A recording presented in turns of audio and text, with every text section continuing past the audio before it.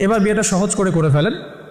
করার পর স্বামী স্ত্রী তাদের মধ্যে যে সম্পর্কটা, এই সম্পর্কটা শুরু হবে 2 রাকাত সালাত থেকে। প্রথম রাতে 2 রাকাত সালাত পড়ে নেবেন, ওযু অবস্থায় সালাত পড়ে ডিসকাস করবেন জীবনের উদ্দেশ্যগুলো সম্পর্কে। ফ্যান্টাসির কারণে এমন কিছু করে যায় না প্রথমে, যাতে করে সে আবার আতঙ্কিত হয়ে পড়ে। সময় দেন, তাকে টাইম দেন, তার সাথে নরম হন, কোমল হন। বিকজ একটা মেয়ে যারা সতীসাধী মেয়ে, তারা পুরুষকে গ্রহণ করার আগে খুব ভালো করে তাদের মনের মতো একজন মানুষ তারা মানে কল্পনা করে, প্রত্যাশা করে, এবং আতর্কিত বিষয়গুলো তারা খুব একটা পছন্দ করে না। ঠিক আছে? আর পুরুষের সাইকোলজি কিন্তু ডিফারেন্ট। পুরুষ কিন্তু ওভার অ্যাগ্রেসিভ হয়ে যায় অনেক সময়। সো তাকে টাইম দেন, তাকে সময় দেন, আপনাকে বোঝার সময় দেন, কথাবার্তা বলেন, কন্টিনিউ করেন। দেন আপনি অবশ্যই 2 রাকাত সালাত পড়বেন।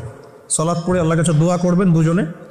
দোয়া করার পর আল্লাহুম্মা ইন্নী জান্নিবনা শাইতান ওয়া জান্নিবাশ শাইতান মা রাযাকতানা, এই দোয়াটা পড়তে ভুলবেন না। এই দোয়া পড়ার পরে আপনি আপনার ভালোবাসার ইজহার করেন। ইনশাআল্লাহ তাআলা আল্লাহ পাক যদি আপনাদেরকে সেই মিলনের ফলে সন্তান দেন, ওই সন্তানকে শয়তান কোনো ক্ষতি করতে পারবেন ইনশাআল্লাহ। আমি বোঝাতে চাচ্ছি প্যারেন্টিংসের সাথে প্রত্যেকটা বিষয় লিঙ্কড আপ আছে। বিয়ে একটা মেজর টপিক প্যারেন্টিংসের ক্ষেত্রে। আপনার এনভায়রনমেন্ট, আপনার স্বামী স্ত্রী আন্ডারস্ট্যান্ডিং, এই যে মিলনের সময় দোয়া পড়া, এবং এরপর দেখা গেল যে একসময় আপনার স্ত্রী কনসিভ করলো বা সে গর্ভবতী হয়েছে। এখন আপনার রেসপন্সিবিলিটি বেড়েছে। যতদিন সে সন্তানটাকে ধারণ করে রাখবে, এই সময়টুকুর মধ্যে তাকে কোনো প্রকার হারাম কাজে লিপ্ত করতে দেওয়া যাবে না। দেখা যায় সন্তান যারা জন্ম দিচ্ছেন মায়েরা, এই 9 মাস তারা হিন্দি মুভিজ দেখেন, সিরিয়ালস দেখেন, তারপরে অহেতুক গীবত করেন, গল্পগুজব করেন, অহেতুক সময় নষ্ট করেন, হয়তো স্মার্টফোনের যুগ, সারাদিন ফেসবুকিং, ইউটিউবিং, টিকটক, ইনস্টাগ্রাম নিয়ে পড়ে থাকেন। এই প্রতিটা কাজ গর্ভের সন্তানের উপর প্রভাব ফেলে।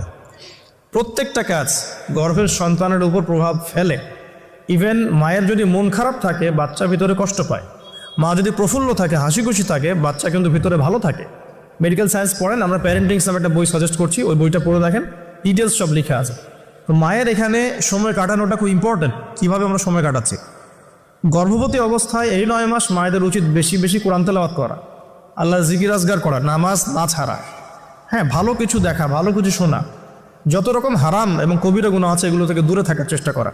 এরপর ইনশাআল্লাহ সন্তান ভালো হবে। আল্লাহ পাক দোয়া করি সন্তান যেন সুস্থ স্বাবলম্বী হয়। পাশাপাশি মেডিকেল চেকআপসগুলো নিয়মিত করাবেন, কারণ এটা খুব ইম্পর্টেন্ট ফ্যাক্ট। অনেক সময় দেখা যায় যে আমরা মানে পর্দার যেহেতু একটা বিধান আছে, তো পর্দার বিধান পালন করতে গিয়ে আমরা দেখা যায় আলট্রা করাবো না, আমরা এই ডাক্তারের কাছে নিব না, হ্যাঁ, আমরা নর্মাল করাবো, বাসায় করাবো, হসপিটালে নিব না, কিছু ওভার এগ্রেসিভ থিঙ্কিংস চলে আসে আর কি। পর্দা করব, তাহলে মহিলা ডাক্তার দেখাতে হবে, আলট্রা খুঁজে বের করতে হবে, কে আলট্রা মহিলা ডক্টর আছে আলট্রা করতে পারে, খুঁজে বের করতে হবে, ক্লিনিক সেভাবে পরিবেশ তৈরি করতে হবে। এই জন্য আমি বলি, মানে আমার একটা স্বপ্ন আছে যে ঢাকা শহরে একটা ভালো ক্লিনিক আর হসপিটাল করা, যেখানে সব কিছু ইসলামিকভাবে চলবে ইনশাআল্লাহ। মানে এটা দরকার আছে। আপনারা যদি আমরা ফেস করেছি তো আমরা বুঝতে পারি, দরকার আছে। একটা হসপিটালে যান, দেখবেন পরিবেশ এনভায়রনমেন্ট ইসলামিক না। আপনার স্ত্রীর অ্যানেস্থেশিয়া করছে একজন পুরুষ ডক্টর, সিজার করবে, অ্যানেস্থেশিয়ার প্রয়োজন আছে, একটা পুরুষ ডক্টর এসে অ্যানেস্থেশিয়া পুশ করছে, তখন তো পর্দা যাচ্ছে কেন? পর্দা চলে গেল। যদিও বা অনেকে ফতোয়া দিতে পারেন যে এই সব জায়গায় বা এই ধরনের ক্ষেত্রে হয়তো এটা জায়েজ হতেও পারে, অনেকে ফতোয়া টানতে পারেন, কিন্তু এখানে কিন্তু এই সুযোগটা দেওয়ার ফলে কী হয়েছে যে অনেক সময় রোগীরা হ্যারাসমেন্টের শিকারও হয়েছেন, সেক্সুয়াল হ্যারাসমেন্টের শিকারও কিন্তু হয়েছে। এটাও কিন্তু বাস্তব। তো এই জন্য ইসলামিক এনভায়রনমেন্টের দরকার আছে। খুঁজে বের করতে হবে ইসলামিক ডক্টর কে আছেন, যিনি শরীয়ত বোঝেন, মহিলা ডক্টর কারা আছেন, অ্যানেস্থেশিয়া মহিলা কারা আছে, বা আলট্রা করতে পারে মহিলা কারা আছে, খুঁজে বের করে মেডিকেল চেকআপ নিয়মিত করতে হবে। আর নর্মাল ডেলিভারি ইসলামের বিধান ঠিকই, ইসলাম এভাবেই চলেছে, সিজার এসেছে অনেক পরে, এবং এই ব্যাপারে শেষ জামানার হাদিসও আছে, আমি একটা লেকচারে বলেছিলাম। তবে কিছু কিছু ক্ষেত্রে সিজারের প্রয়োজন হতে পারে, ডক্টররা ভালো বুঝতে পারবেন।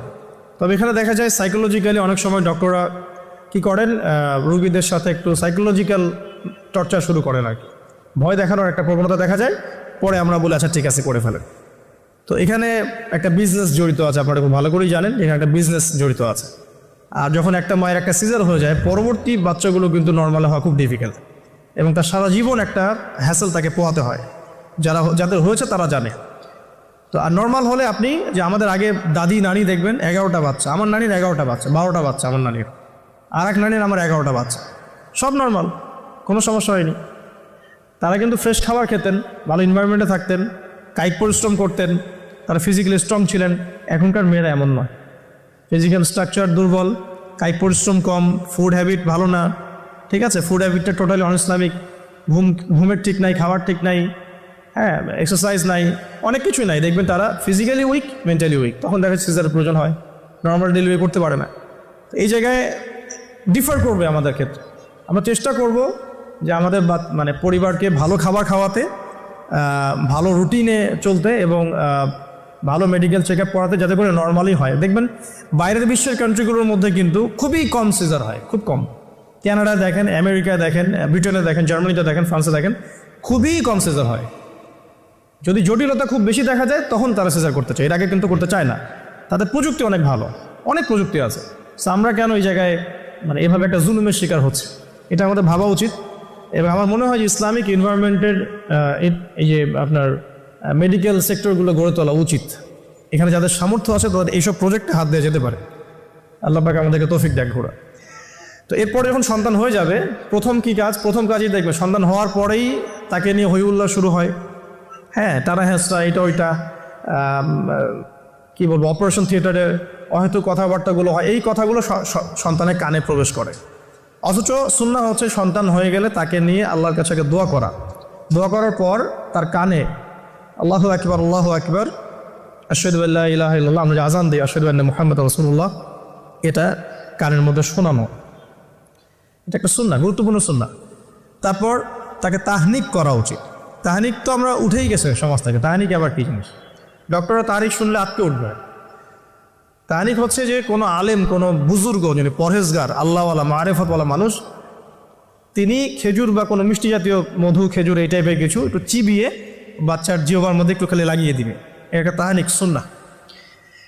তো এখন মুখে তো জর্দার, পান আর সিগারেট, তো এই মুখ দিয়ে তো তাহনিক হবে না, হবে? তো আল্লাহওয়ালা সত্যিকারের মানুষ খুঁজে বের করতে হবে। যাই হোক, যদি আপনি না পারেন, খুঁজে না পান, আপনি আপনার সন্তানের তাহনিক করেন, যথেষ্ট। আপনি দোয়া করেন, 2 রাকাত নামাজ পড়ে আল্লাহ শুকরিয়া আদায় করেন। আমি নিজের জীবনের ঘটনা থেকে বলছি আর কি। আমার ইন টোটাল 4 সন্তান।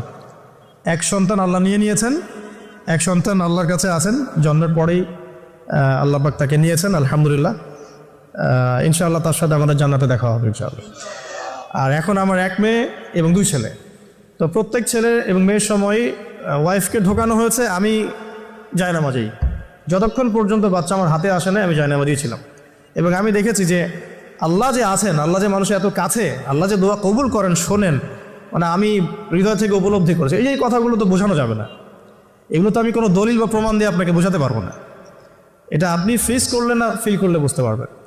সেজদায় দোয়া করতে করতে চোখের পানি ফেলার সাথে সাথে দেখা যায় যে নার্স এসে বলেছে আমাকে যে আর কাঁদতে হবে না, এই যে মেয়ের কান্না শোনেন। এমন হয়েছে আমার সাথে। কারণ মানে স্ত্রীর যে প্রসব বেদনা, এটা দেখে কিন্তু স্বামী আসলে ঠিক থাকতে পারে না, তাদের প্রচণ্ড কষ্ট হয়। এবং এই কষ্টটা এই কারণেই হয়তো নবী সাল্লাল্লাহু আলাইহি ওয়াসাল্লাম বলেছেন, তোমার সবচেয়ে সেরা অধিকার পাওয়ার, মানে ভালো ব্যবহার পাওয়ার অধিকার রাখে তোমার মা, এরপর তোমার মা, তারপরেও তোমার মা, এরপর তোমার বাবা। তো মায়ের এই যন্ত্রণা শুধু মায়েরাই বুঝতে পারবে। তো আপনি যদি জান্নাত পেতে চান, মায়ের সেবা করেন, মায়ের খেদমত করেন, মাকে সন্তুষ্ট রাখেন, ইনশাআল্লাহ জান্নাত পেয়ে যাবেন ইনশাআল্লাহ। আর এই যুগে কিন্তু মা বাবার সাথে দাস দাসীর মতো আচরণ করা হয় আর কি। তো খেয়াল রাখবেন এই বিষয়গুলো, মায়ের হকটা কখনো নষ্ট করেন না। আর তার মেয়েদের প্রতি একটাই আমার, মানে তাদের প্রতি আমার কনসেপ্ট বা ভিউ হচ্ছে এরকম যে কঠিন হয়ে তাদের সাথে কোনো লাভ নাই। আসলে আদতে আলটিমেটলি কঠিন হয়ে কোনো লাভ নাই। 2-1 দিন হয়তো ঝগড়াঝাটি হতে পারে, মনোমালিন্য হতে পারে, কিন্তু কঠিন হয়ে তাদেরকে লাইনে আনা খুব একটা যায়। নরম হয়ে বুঝিয়ে সুঝিয়েই, ভালো ব্যবহার, ভালোবাসা, মহব্বত দিয়ে সম্ভব ওদের মন জয় করা, আদারওয়াইজ সম্ভব না।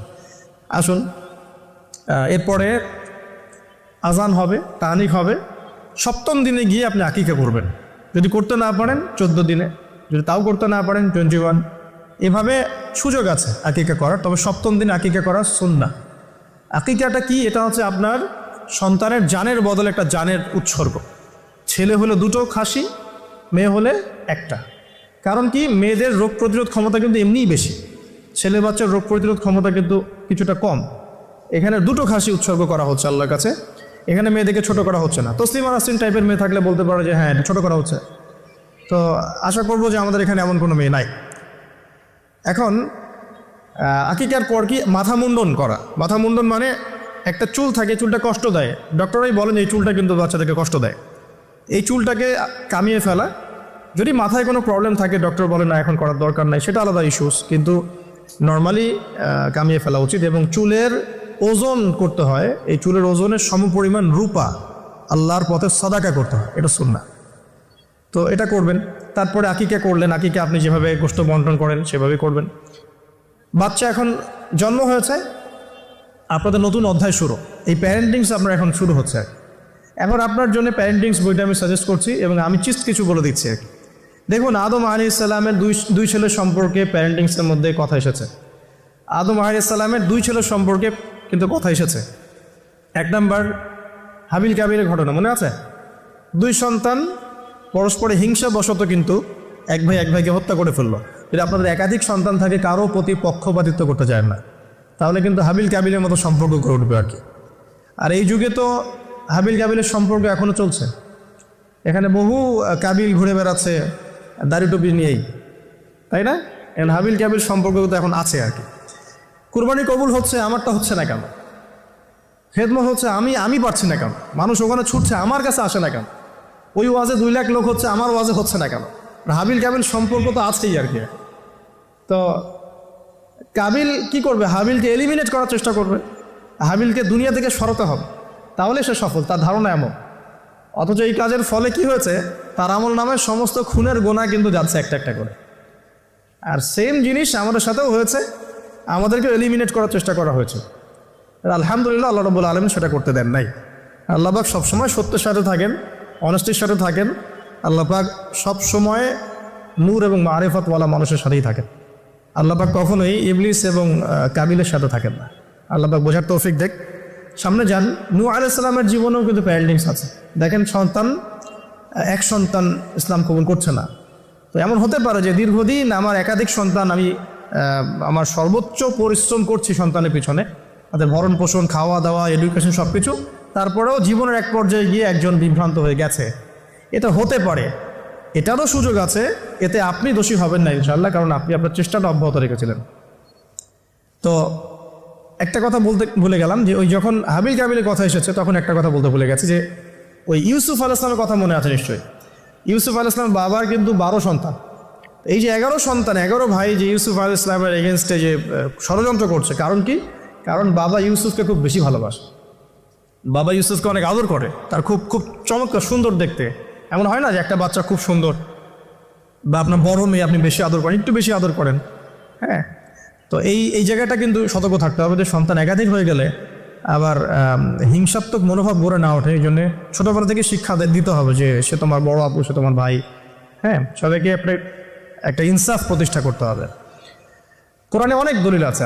আপনি ইব্রাহিম আলাইহিস সালামের ঘটনা দেখেন যে তার সন্তানকে মানুষ করেছে তার মা হাজরা আলাইহিস সালাম। ইব্রাহিম আলাইহিস সালাম কিন্তু সেখানে রেখে চলে আসছেন, মানুষ করেছে কিন্তু তার মা। তো যে হাজরা আলাইহিস সালাম বলছেন যে ইয়া ইব্রাহিম, হে ইব্রাহিম, আপনি আমাদেরকে কেন এখানে রেখে যাচ্ছেন? তখন ইব্রাহিম আলাইহিস সালাম বলছেন যে আল্লাহর আদেশে। তখন হাজরা আলাইহিস সালাম বলছেন যে যদি আল্লাহর আদেশে আপনি আমাদেরকে এখানে রেখে যান জনমানুষ শূন্য বিরাট একটা জায়গায়, তাহলে ইনশাআল্লাহ আল্লাহ আমাদেরকে ধ্বংস করবেন না। এই যে তাওয়াক্কুল আল্লাহর প্রতি, একদম তাওয়াক্কুল কারিনী মায়ের গর্ভ থেকে জন্ম নিয়েছে ইসমাইল আলাইহিস সালাম। ওই সন্তানকে যখন ইব্রাহিম আলাইহিস সালাম আরও কয়েক বছর পরে এসে বলছেন ইন্নী আরা ফিল মানামি আন্নী আযবাহুকা, আমি স্বপ্নে দেখেছি তোমাকে জবাই করছি, ফানজুর মাযা তারা, তোমার রায় কি আমাকে বলো। ওই সবরকারিনী মায়ের গর্ভ থেকে জন্ম নেয়া, তাওয়াক্কুল কারিনী মায়ের গর্ভ থেকে জন্ম নেওয়া সন্তান এবার বলছে ইয়া আবাতি, হে আমার বাবা, ইফআল মা তুমার, আপনি তাই করুন যা আপনাকে আদেশ করা হয়েছে। সাতাজিদুনি ইনশাআল্লাহু মিনাস সাবিরিন, আমাকে ইনশাআল্লাহ আপনি সবরকারী পাবেন। তো এখানে মায়ের রোলটা দেখেন, মা যেমন হবে সন্তান তেমন হতেই পারে, মা যেমন হয় সন্তান কিন্তু তেমনই হয়, স্বাভাবিক এটা। মা যদি সন্তানকে হৃদ্যতা ভালোবাসা দিয়ে বড় করে, সন্তান দেখবেন বড় হয়ে সবাইকে ভালোবাসে। মা যদি সন্তানকে কনফিডেন্স দেয় যে বাবা তুমি পারবে, জীবনে অনেক কিছু করতে পারবে, তোমার মধ্যে এই প্রতিভা আছে, ইনশাল্লাহ তুমি পারবে, সন্তান বুস্ট আপ পিছন থেকে পারবে ইনশাআল্লাহ। মা যদি সন্তানকে ত্যাগ করে, দুধ পান না করায়, ফ্যামিলিস্টদের মতো দুধ পান না করিয়ে যে আপনার বেবি সিটারদের কাছে মানুষ করায় আর কি, হ্যাঁ, ডে কেয়ার সেন্টারে মানুষ করায়, দেখবেন সন্তান ছোটোবেলা থেকে একটা হতাশা, হীনমন্যতা, নিঃসঙ্গতায় ভোগে। এখন এলিট সোসাইটির মধ্যে এই সমস্যাটা আছে, নিঃসঙ্গতায় ভোগে তারা। কিন্তু মা যদি সন্তানকে দেখা যায় খুব শাসন করে, বেশি প্রহার করে, সন্তান কঠোর হয়ে যাবে, মনটাকে শক্ত হয়ে যাবে। তো পিতা মাতার সন্তানের প্রতি অ্যাটিটিউডটা একটা বড় ফ্যাক্ট, যে সন্তান বড় হয়ে কী হবে। হিটলারের জীবনী পড়ে দেখেন, সে বলছে আমার পিতা আমাকে খুবই মাইর মারতো আর কি, খুবই পিটাইতো। তো বড় হয়েও শিখছে আর কি, যে পিটাইলেই কাজ হয়, যদি কিছু করতে হবে তো পিটাইলেই কাজ করতে হবে।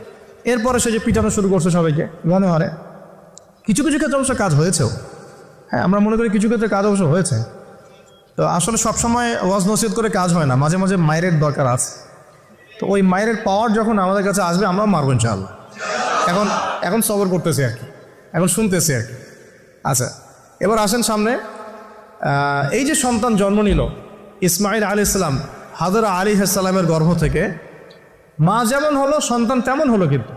আর এই যে মায়ের আত্মত্যাগ দেখেন, সাফা মারওয়া সাই করা যে ঘটনা, জামজাম কূপের যে ঘটনা, এই ছেলে কুরবানির যে ঘটনা, এই ঘটনাগুলো আল্লাহর কাছে এত বেশি পছন্দ হয়েছে। দেখেন কিয়ামত পর্যন্ত হজ ওমরায় আপনি এগুলো কিন্তু করছেন, হজে করছেন। অথচ এটা কিন্তু ইব্রাহিম আলাইহিস সালামের যুগের ঘটনা, আমরা কিয়ামত পর্যন্ত এই ঘটনাগুলো ফলো করছি আর কি। আর এমন কোনো ধর্ম নাই যে ধর্মে ইব্রাহিম আলাইহিস সালামকে গালি দেওয়া হচ্ছে। জিউসরা ইব্রাহিম আলাইহিস সালামকে সম্মান করে, জানেন, খ্রিস্টান যারা তারা ইব্রাহিম আলাইহিস সালামকে সম্মান করে, তারা কিন্তু এই পরিবারটাকে সবাই সম্মান করছে। তো এখানে একটা প্যারেন্টিংসের আপনার নসিহত আছে। পাশাপাশি আপনি সামনে যাবেন, লুকমান আলাইহিস সালামের ঘটনা পাবেন। সন্তানকে কাছে বসিয়ে তিনি বলছেন, হে আমার সন্তান, আল্লাহর সাথে কাউকে শরীক করো না, লা তুশরিক বিল্লাহ ইন্না শিরকা লাযুলমুন আযীম ওয়া ওয়াসাইনাল ইনসানা বিওয়ালিদাইহি হুসনা। মানুষের সাথে ভালো আচরণ করো, তোমার পিতামাতার সাথে ভালো আচরণ করো। তোমার পিতামাতা যদি তোমাকে শিরিক করতে বলে, তখন তাদের ফালা তুতিউহুমা, তাদের আনুগত্য করো না। আল্লাহ তিনি আরও শিখাচ্ছেন যে ছোট্ট কোনো বিষয় তুমি আল্লাহ থেকে লুকাতে পারবে না, আল্লাহ সব সামনে নিয়ে আসবেন। ইয়া মুনাই আকিমিস সালাহ, সালাত কায়েম করো, ওয়া আমর বিল মারুফ, সৎ কাজে আদেশ করো, ওয়ানহা আনিল মুনকার, অসৎ কাজে নিষেধ করো, ওয়াসবির আলা মা আসাবাক, তোমার উপরে যে বাধা বিপত্তিগুলো আসবে সেগুলোতে সবর করো। উচ্চ স্বরে চিৎকার চেঁচামেচি করো না, কারণ গাধার স্বর উচ্চ স্বর হয়, চেঁচামেচি করে। এরকম প্রায় এখানে 10টা থেকে 15টা নসিহত আপনি পাবেন। চিস্ট করে বলে দিলাম যে লুকমান আলাইহিস সালাম তার সন্তানকে যা শিক্ষা দিয়েছেন, এটা প্যারেন্টিংসের জন্য যথেষ্ট। আর আপনি সন্তানকে শিক্ষা দিবেন, শিরকের শিক্ষা, আপনি আল্লাহকে চিনতে শেখাবেন, রাসূলকে চিনতে শেখাবেন, কোরআনের সাথে সম্পর্ক করে দিবেন, হ্যাঁ, 5 ওয়াক্ত নামাজে অভ্যস্ত করবেন, পাবন্দি করবেন, ইসলামিক পরিবেশ বাসায় বজায় রাখবেন, তালিম হবে, ইসলামিক কালচার রাখবেন। যদি বাচ্চা বিনোদন পছন্দ করে, ইসলামিক বিনোদন দিবেন, তাকে সময় দিবেন, তার সাথে কথা বলবেন, তার সাথে গল্প করবেন। তো এখন দেখেন কোরআনে এমন অনেক কিছুই আছে। লুকমান আলাইহিস সালামের কথাই বলেন, আপনি ইব্রাহিম আলাইহিস সালামের কথাই বলেন, আদম আলাইহিস সালাম, নূহ আলাইহিস সালাম থেকে শুরু করে প্রত্যেক নবী রসুলের জীবনেই দেখবেন আপনি প্যারেন্টিংসের একটা খোরাক পাবেন। ইভেন আমাদের নবী মুহাম্মদ সাল্লাল্লাহু আলাইহি ওয়াসাল্লামের ক্ষেত্রে দেখেন।